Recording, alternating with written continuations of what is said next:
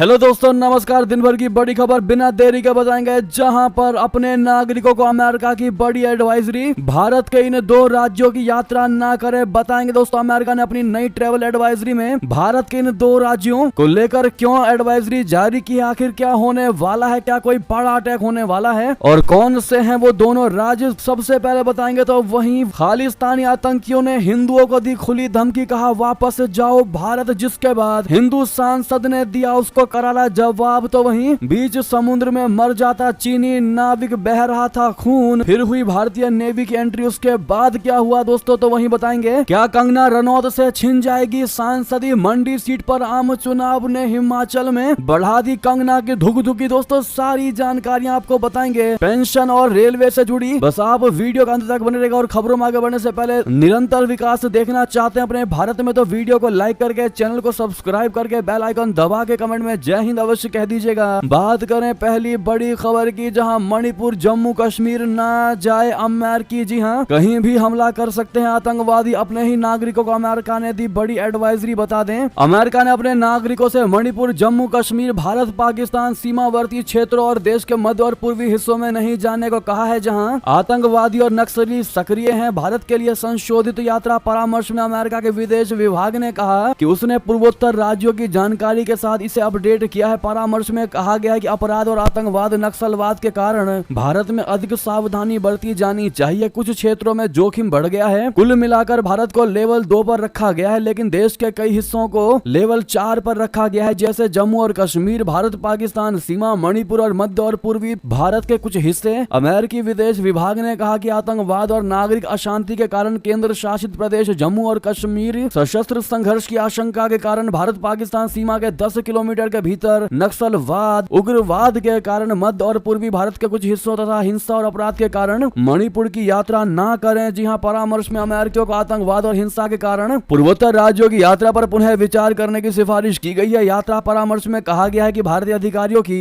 Report के अनुसार बलात्कार भारत में सबसे तेजी से बढ़ते अपराधों में से एक है। यौन उत्पीड़न जैसे हिंसक अपराध पर्यटक स्थलों और अन्य स्थानों पर हुए हैं। आतंकवादी कभी भी हमला कर सकते हैं। वे पर्यटक स्थलों, परिवहन केंद्रों, बाजारों, शॉपिंग मॉल और सरकारी प्रतिष्ठानों को निशाना बनाते हैं। न जाने अमेरिका ने ये कहां से ट्रेवल एडवाइजरी जारी की है, किस चीज को देख करके, या फिर जो बाइडेन जाते जाते भारत को बदनाम करने की कोशिश में लगे हैं। कुछ भी कारण हो सकता है। दोस्तों आपको क्या लगता है, अपनी राय अवश्य दीजिएगा। तो वहीं आपको बता दें, ट्रूडो की शह पर खालिस्तानी आतंकी ने हिंदुओं को दे दी खुली धमकी, कहा वापस जाओ भारत। जी हां, कनाडा में जस्टिन ट्रूडो के शासनकाल में खालिस्तानी आतंकियों के मंसूबे बढ़ते ही जा रहे हैं। नए घटनाक्रम में खालिस्तानी आतंकी गुरपतवंत सिंह पन्नू ने एक वीडियो जारी करके कनाडाई सांसद चंद्र आर्य और उनके हिंदू कनाडाई समर्थकों को धमकी देते हुए कनाडा छोड़ने को कहा है। पन्नू ने वीडियो में साफ लहजे में कहा है कि हिंदू समर्थक वापस भारत चले जाएं। वीडियो में पन्नू ने कहा कि चंद्र आर्य और उनके समर्थकों जैसे लोगों के लिए कनाडा में कोई जगह नहीं है, क्योंकि ये लोग कनाडा के मूल्यों के खिलाफ काम कर रहे हैं। आप चार्टर और राइट्स के खिलाफ काम कर रहे हैं और भारत स्थित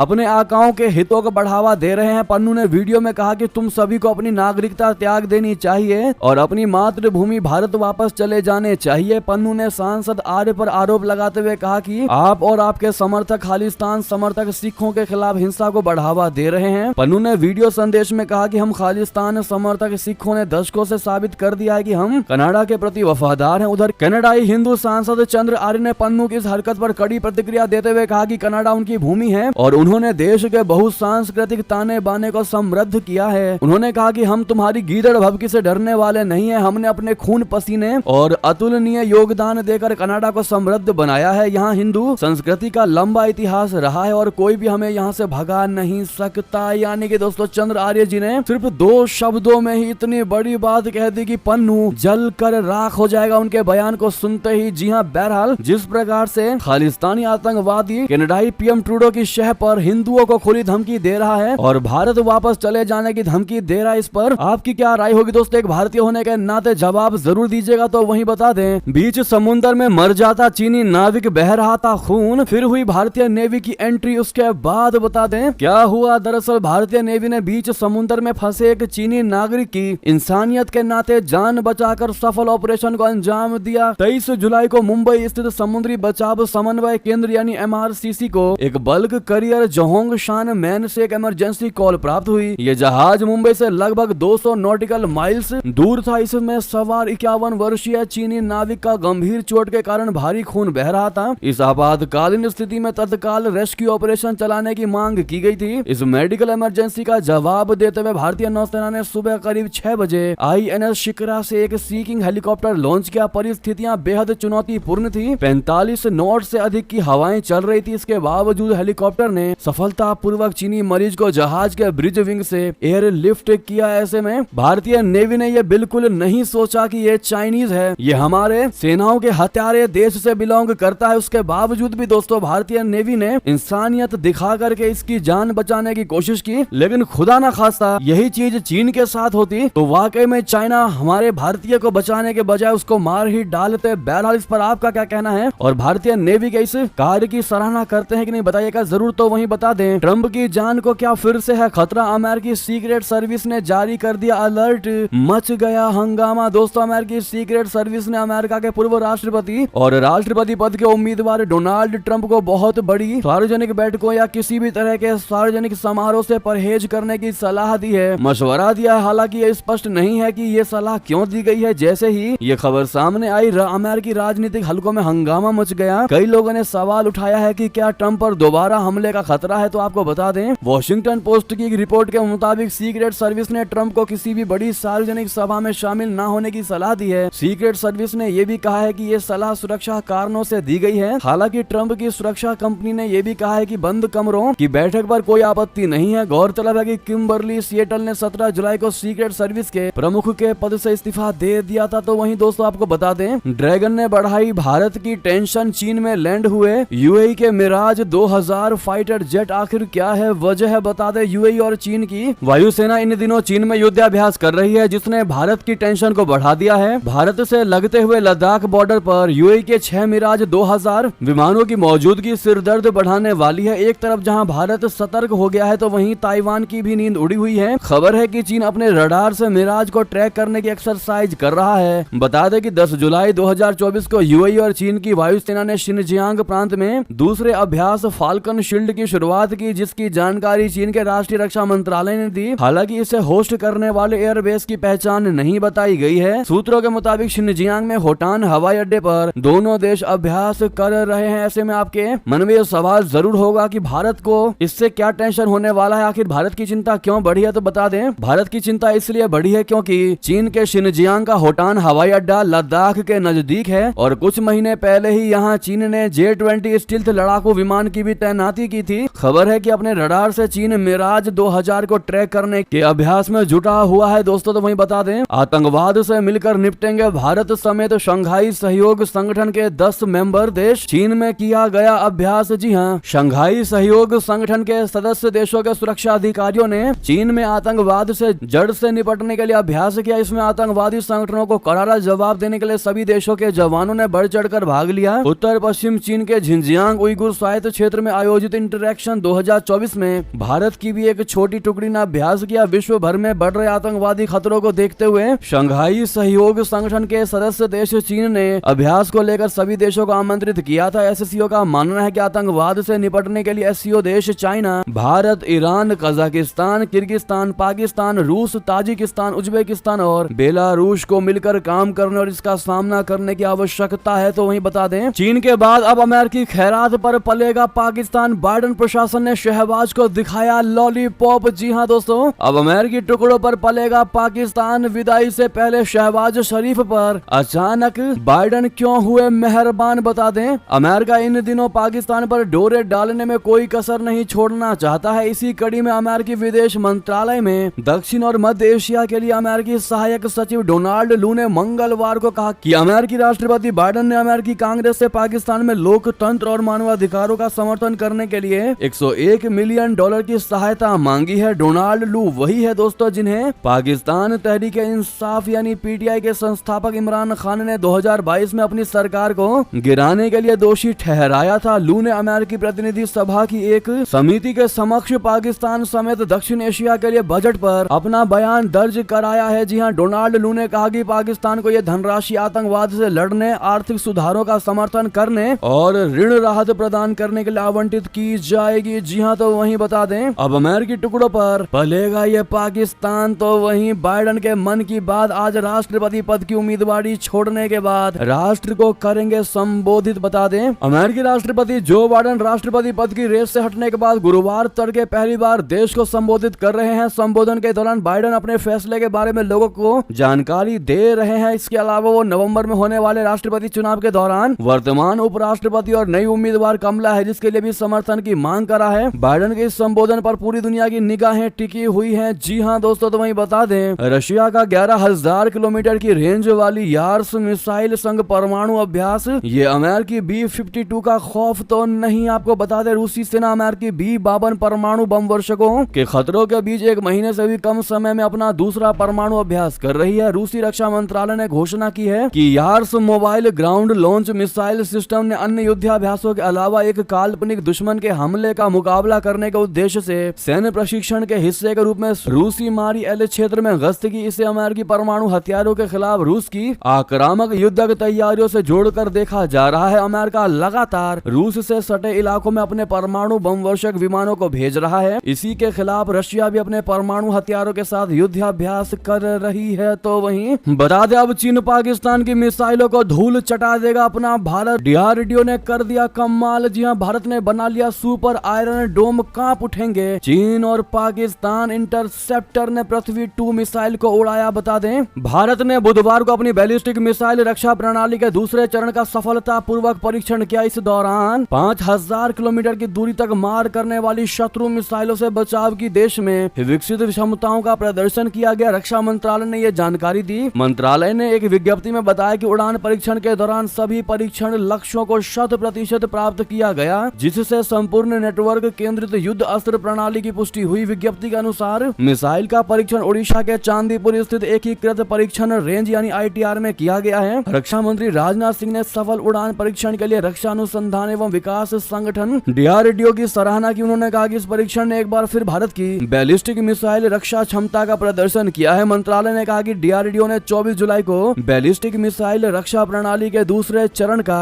सफलतापूर्वक उड़ान परीक्षण किया है। ऐसे में DRDO को आप लोग कांग्रेचुलेशन कहना मत भूलिएगा। तो वहीं बता दें, पाकिस्तान से खबर, सेना के अफसरों ने पकड़े नवाज के पैर। दामाद ने बताई शरीफ के यानी नवाज शरीफ के पाकिस्तान लौटने की कहानी। रियलिटी बताई है। बता दें, पाकिस्तान के पूर्व प्रधानमंत्री नवाज शरीफ की वतन वापसी की एक चौंका देने वाली और बिल्कुल नई कहानी सामने आई है। नवाज शरीफ को पाकिस्तान लाने के लिए सेना के अधिकारी लंदन पहुंचे थे। काफी मनोबल किया गया, तब नवाज शरीफ पाकिस्तान वापस लौटे। उन्हें पाकिस्तान वापस लाने का सिर्फ और सिर्फ एक मकसद था, और वो मकसद ये था कि देश को इमरान खान की सरकार से बचाया जा सके। दोस्तों, ये खुलासा खुद नवाज शरीफ के दामाद सफदर ने किया। जी हाँ, उन्होंने बताया, दावा किया कि सेना ने 2022 में नवाज शरीफ को स्वदेश वापस लाने के लिए मनाने के मकसद से अपने अधिकारियों को लंदन भेजा था। तो वहीं बता दें, ताइवान ने अपने क्षेत्र के आसपास देखे 12 चीनी विमान, 8 नौसैनिक जहाज, जिसके बाद छा गए चिंता के बादल। दरअसल ताइवान ने सोमवार को सैन्य गतिविधि की सूचना दी। ताइवान समाचार ने बताया कि उसके क्षेत्र के आसपास 12 चीनी विमान और 8 चीनी नौसैनिक जहाज देखा गया। द्वीपीय राष्ट्र के राष्ट्रीय रक्षा मंत्रालय MND ने एक बयान में कहा है कि चीन की पीपुल्स लिबरेशन आर्मी के विमान और पीपुल्स लिबरेशन आर्मी नेवी के जहाज ताइवान के वायु रक्षा पहचान क्षेत्र ADIZ में और उसके आसपास देखे गए। तो वहीं बता दें, मुइजू के बॉयकॉट इजराइल का दावा निकला झूठा। मालदीव के पर्यटन मंत्रालय ने खोल दी उसकी पोल। जी हां, मालदीव के राष्ट्रपति मोहम्मद मुइजू की इजराइल पर प्रतिबंध लगाने वाले झूठ की पोल खुल गई है। इस झूठ का पर्दाफाश खुद मालदीव के पर्यटन मंत्रालय ने डेटा में किया। आधिकारिक आंकड़ों से पता चला है कि राष्ट्रपति मोहम्मद मुइजू की सरकार द्वारा इजरायली पासपोर्ट धारकों के प्रवेश पर रोक लगाने के फैसले के बाद 80 से ज्यादा इजरायली मालदीव आए। मुइजू ने 2 जून 2024 को गाजा युद्ध के विरोध में इजरायली पासपोर्ट पर प्रतिबंध लगाने का ऐलान किया था। इसके बाद मालदीव की कैबिनेट ने इस संबंध में देश के कानूनों में जरूरी बदलाव करने का फैसला किया था। दोस्तों बता दें, INS ब्रह्मपुत्र में आग लगने के 3 दिन बाद मिला जवान का शव। नेवी चीफ ने जताया शोक। जी हां, मुंबई स्थित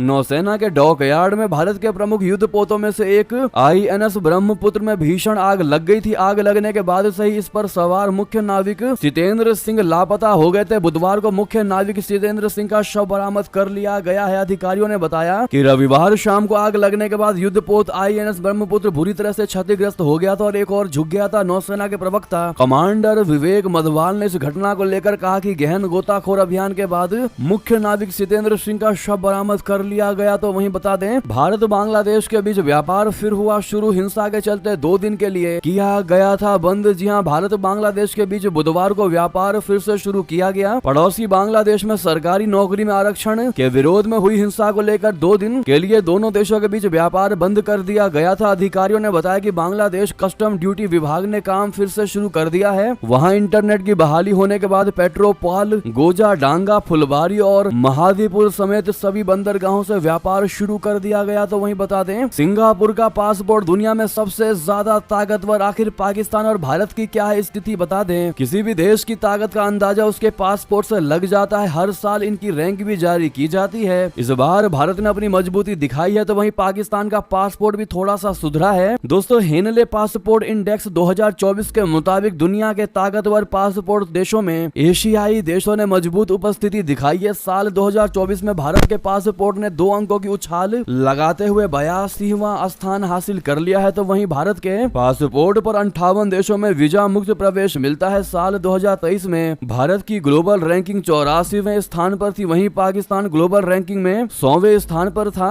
मींस है पाकिस्तानी पासपोर्ट के जरिए केवल 33 देशों वीजा फ्री यात्रा की जा सकती है। साल 2023 के मुकाबले पाकिस्तान के पासपोर्ट में 6 अंकों का उछाल आया है। 2023 में पाकिस्तान का पासपोर्ट दुनिया में 106 नंबर पर था, अभी 100 पर है। वहीं 2023 में पाकिस्तानी पासपोर्ट पर 32 देशों में ही बिना वीजा घुमा जा सकता था, लेकिन अब 33 देशों में जाया जा सकता है। दोस्तों, दुनिया भर के देशों के पासपोर्ट की रैंकिंग हर साल तय की जाती है। हर साल हम आपको ये खबर बताते हैं। जो लगातार सालों साल से हमारे साथ जुड़े हुए उनको पता होगा कि पासपोर्ट को लेकर खबरें निकाली जाती हैं, उनकी रैंकिंग तय की जाती है, जिससे ये पता चल सके कि कौन सा देश कितना ताकतवर है, यानी कौन सा देश है जो सबसे ज्यादा कंट्रीज में बिना वीजा के एंट्री ले सकते हैं। रैंक तय करने के कई सारे मानक है। लंदन के हेनले एंड पार्टनर्स का पासपोर्ट इंडेक्स ये देखता है कि पासपोर्ट रखने वाले लोगों को कितने देशों में बिना वीजा एंट्री मिलती है। हर एक वीजा फ्री एंट्री पर पासपोर्ट को 1 अंक मिलता है, जिसके आधार पर ग्लोबल रैंकिंग तैयार की जाती है, लिस्ट तैयार की जाती है। ऐसे में भारत अपना इंप्रूव कर रहा है। और क्या लगता है दोस्तों आपको, कब वो दिन आएगा कि भारत का पासपोर्ट दुनिया का बेहतरीन और नंबर 1 और सबसे ताकतवर कहलाएगा? बताइएगा जरूर। तो वहीं बता दें, बांग्लादेश पर आखिर ऐसा क्या बोल गई ममता बनर्जी? हसीना सरकार ने अब भारत के दूत को तलब करके खरी खोटी सुनाई है। पश्चिम बंगाल की ममता बनर्जी ने भारत को सुनवाने का काम किया है। बता दें, बांग्लादेश में हो रही हिंसा को लेकर पश्चिम बंगाल की मुख्यमंत्री ममता बनर्जी के बयान पर विवाद थमने का नाम नहीं ले रहा। पड़ोसी देश बांग्लादेश की प्रधानमंत्री शेख हसीना की सरकार ने अब भारत के राजदूत को तलब करके कड़ी आपत्ति जताई। दरअसल पश्चिम बंगाल की मुख्यमंत्री ममता बनर्जी ने रविवार को कहा था कि बांग्लादेश में बढ़ती हिंसा के मद्देनजर वो पड़ोसी देश में संकट में फंसे लोगों के लिए अपने राज्य के दरवाजे खुले रखेंगी और उन्हें शरण दी जाएगी। बनर्जी ने संभावित मानवीय संकट पर अपने रुख को न्यायोचित ठहराने के लिए शरणार्थियों पर संयुक्त राष्ट्र के संकल्प का हवाला दिया था। अब इसको लेकर शेख हसीना सरकार कड़ी आपत्ति जता रही है। समाचार एजेंसी एएनआई ने सूत्रों के हवाले से लिखा है कि बांग्लादेश सरकार ने भारतीय उच्चायोग के समक्ष पश्चिम बंगाल की मुख्यमंत्री ममता बनर्जी की टिप्पणियों पर कड़ी आपत्ति जताई है। बांग्लादेश सरकार ने कहा है कि ममता बनर्जी का ट्वीट भड़काऊ था और उसमें बांग्लादेश के आंतरिक मामलों से संबंधित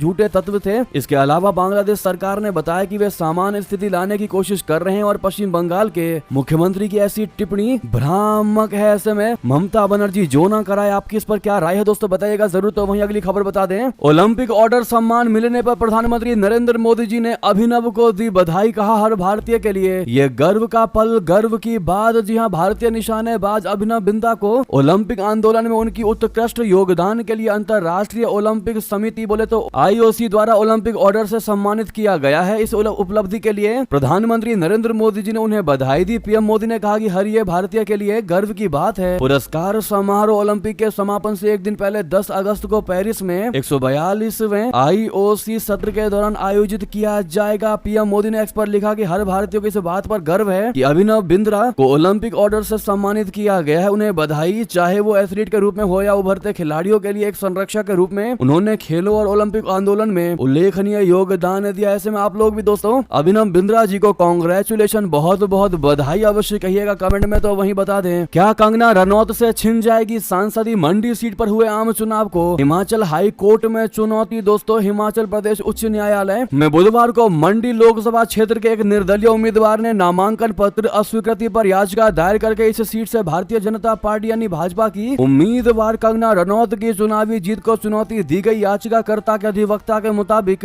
याचिका पर अदालत की ओर से नोटिस जारी किया गया है और प्रतिवादी भाजपा सांसद को 21 अगस्त तक जवाब दाखिल करने को कहा गया है। याचिका में प्रदेश के किन्नौर जिले के निवासी निर्दलीय उम्मीदवार लायक राम नेगी के नामांकन की अस्वीकृति को चुनौती दी गई थी। याचिकाकर्ता ने दलील दी है कि मानदंड पूरा करने के बावजूद चुनाव से पहले उनका नामांकन खारिज कर दिया गया था। लोक प्रतिनिधित्व अधिनियम की धारा 100 के तहत मंडी में चुनाव को दी गई चुनौती को अदालत की ओर से अमान्य घोषित किया जा सकता है अगर याचिकाकर्ता ये साबित करने में विफल रहता है कि उसका नामांकन पत्र अवैध रूप से खारिज किया गया था। तो बहरहाल ऐसे में सबसे बड़े ये सवाल उठने की क्या है, कंगना रनौत से छिन जाएगी उनकी सांसदी, आपकी क्या राय है दोस्तों? तो वहीं बता दें, मानहानि मामले में शुक्रवार को सुल्तानपुर कोर्ट में पेश होंगे राहुल गांधी। अमित शाह पर टिप्पणी का है मामला। जी हां, लोकसभा में नेता प्रतिपक्ष राहुल गांधी 26 जुलाई को यानी कल सुल्तानपुर MP MLA कोर्ट में सुबह 10 बजे पेश होंगे। वर्ष 2018 में कर्नाटक विधानसभा चुनाव के दौरान गृह मंत्री अमित शाह पर आपत्तिजनक टिप्पणी मामले में भाजपा नेता विजय मिश्रा ने राहुल गांधी पर मानहानि का केस दर्ज कराया था जिसमें उनका बयान दर्ज होना है। तो वहीं राहुल गांधी पर दिसंबर 2023 में कोर्ट ने गैर जमानती वारंट भी की प्रक्रिया शुरू की थी। बता दें, महाराष्ट्र में फंस गया पेंच, RSS ने संभाली कमान। इन दो नेताओं को बता दिया पहली पसंद। जी हां, महाराष्ट्र विधानसभा चुनाव यानी महाराष्ट्र असेंबली इलेक्शन के मद्देनजर राष्ट्रीय स्वयंसेवक संघ RSS भी मैदान में उतर चुकी है। RSS ने महाराष्ट्र के मुख्यमंत्री एकनाथ शिंदे और उप मुख्यमंत्री देवेंद्र फडणवीस को अपनी पहली पसंद बताया है। राज्य विधानसभा चुनाव के लिए एक और जहां सभी राजनीतिक दल तैयारियों में जुटे हुए हैं, तो वहीं महाराष्ट्र में राष्ट्रीय स्वयंसेवक संघ और बीजेपी में लगातार बैठकें हो रही हैं। दोस्तों, रिपोर्ट्स के मुताबिक महाराष्ट्र में होने वाले विधानसभा चुनाव के लिए भाजपा और RSS के बीच कई मुलाकातें हो चुकी हैं। हालांकि लोकसभा चुनाव से मिली हार के बाद RSS ने भाजपा पर नाराजगी जताई है। RSS के पदाधिकारियों ने चिंता जताते हुए कहा है कि लोकसभा चुनाव के प्रदर्शन से सबक नहीं लिया गया तो विधानसभा चुनाव में महाराष्ट्र की सत्ता हाथ से जा सकती है। इस पर आपके क्या कहने हैं बताइएगा जरूर दोस्तों। तो वहीं बता दें, तमिलनाडु के CM MK स्टालिन की PM मोदी जी को चेतावनी, अलग थलग पड़ जाएंगे अगर यदि आप अपनी राजनीतिक पसंद नापसंद के अनुसार सरकार चलाएंगे। तो जी हां, केंद्रीय बजट से नाराज तमिलनाडु के मुख्यमंत्री MK स्टालिन ने PM मोदी को चेतावनी दी है। स्टालिन ने X पर पोस्ट करते हुए कहा कि आपने कहा था कि अब हमें देश के बारे में सोचना है, लेकिन मंगलवार को पेश हुआ केंद्रीय बजट आपके शासन को बचाएगा ना कि भारत को। उन्होंने कहा कि आप सामान्य तौर पर सरकार चलाएं और उन लोगों से बदला लेने पर आमादा ना हो जिन्होंने आपको अभी तक हराया है। मैं ये सलाह देने के लिए बाध्य हूँ कि यदि आप अपनी राजनीतिक पसंद नापसंद के अनुसार सरकार चलाएंगे तो आप अलग थलग पड़ जाएंगे। आखिर दोस्तों MK स्टालिन के इस चेतावनी के पीछे क्या बड़े कारण हो सकते हैं दोस्तों? तो वहीं बता दें, पेंशन इनाम या अनुग्रह राशि नहीं है, सुप्रीम कोर्ट की बात नहीं मान रही सरकार, 4000 रुपए पेंशन क्यों? बता दें, केंद्रीय बजट में वित्त मंत्री निर्मला सीतारमण ने NPS सुधार की बात कही है। उन्होंने पुरानी पेंशन का जिक्र नहीं किया। संसद में पूछे गए सवाल के जवाब में वित्त राज्य मंत्री पंकज चौधरी ने कहा कि कर्मचारियों के लिए पुरानी पेंशन बहाली का कोई प्रस्ताव केंद्र सरकार के विचाराधीन नहीं है। सरकार वेतन और पेंशन में संशोधन के लिए 8वें वेतन आयोग के गठन की दिशा में किसी प्रस्ताव पर विचार नहीं कर रही है। इससे एक बात तो स्पष्ट हो गई है कि अब सरकार OPS बहाल नहीं करेगी। जी हाँ, तो वहीं आपको बता दें, सोने चांदी की कीमतों में आज भी तगड़ी गिरावट, 64,000 से भी कम हुआ 22 कैरेट गोल्ड का रेट। बजट के अगले दिन भी भारतीय सर्राफा बाजार में सोने चांदी के भाव में गिरावट देखने को मिली है। सोने की कीमत 69,000 रुपए प्रति 10 ग्राम के पार देखी गई, तो वहीं चांदी का भाव 84,000 रुपए प्रति किलोग्राम से अधिक देखी गई। लेकिन बजट पेश होने के अगले दिन दोस्तों बहुत तगड़ी गिरावट देखी गई है सोने और चांदी में, जहां आप ये लिस्ट देख पा रहे होंगे कितना रेट चल रहा है। तो दोस्तों वहीं ये थी की सारी बड़ी खबरें। आपको हमारी खबर कैसी लगी? आशा करता हूँ बहुत अच्छी लगी होगी। थोड़ी भी अच्छी लगी तो वीडियो को लाइक करके, चैनल को सब्सक्राइब करके, बेल आइकन दबा के कमेंट में जय हिंद अवश्य कह दीजिएगा। मिलता अगली बड़ी खबर में। बहुत बहुत धन्यवाद।